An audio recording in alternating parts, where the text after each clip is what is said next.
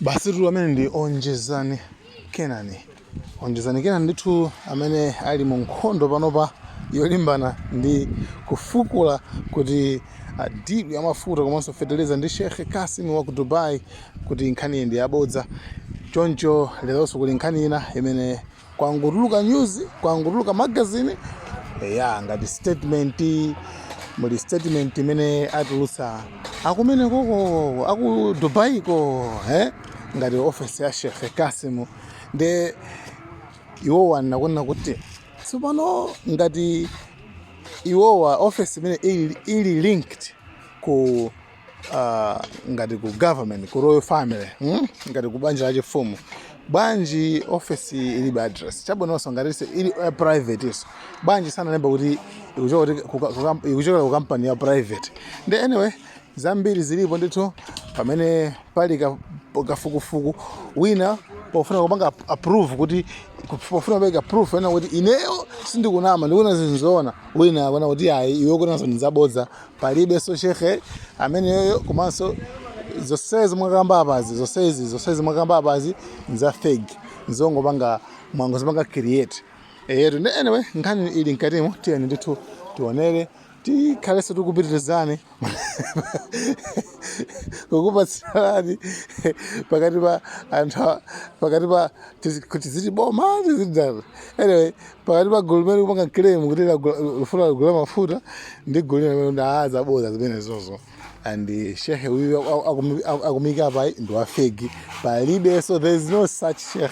And audio so bena amarusa audio zana kuti ayi tinakupanga play zulu I think audio yokuzana kuti Sheikh amakana ekhaika kuti yayi ifeyo siruziwa zimene zozo komabe anthu akupanga zonza akukakamirabe kuti yayi iyo ndithu ndizoona ali ndithu mpaka kutulutsa ndithu statement kuchokera ku Dubai koma statement ilibe address kuti ndiyakuti malogoso ndi osiyanaso. Guys, thank you so much Malawi and cameras. Hello beautiful people. Okay, kanali pano ndiyo they are so desperate that they have come up with a fake statement. In the United Arab Emirates, all sheikhs not directly linked to the throne have a private office. So this should have been labeled the private office of Sheikh blah blah blah blah. So as presented here, also the stamp does not belong to the royal family. They use official seals. A team of journalists is digging to find out intricate details about this statement. Watch this space. Nangasi tikudziwa kale nkhani kuza ndi madilo aja amafuta komanso fertilizer after kupangidwa exposed kuti ayi shehe uja akukana kunjaku makuti ndeko atulukaso ngati statement yobakira ngati kuti diliyo ilipode.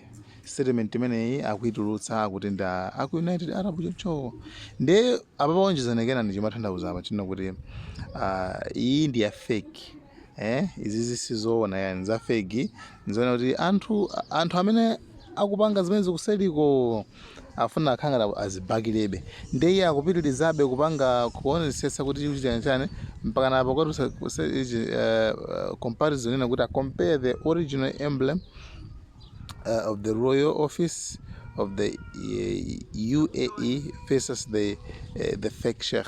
Ati musianise originate timbalameti timbalameti ta UAE ita fake komanso timbalameti ta original timene akuonetsa au akutiwo kuti iwo ndo ochokera ku royal family akugulitsa mafuta. Guys, anyway nkhani akuidigabeso it's like wina kupanga claim kuti za fake wina kuti ali za original. Anyway 200 minutes till guys. Thank you so much. Like, share, subscribe and comment in the comment section. Malawi and cameras.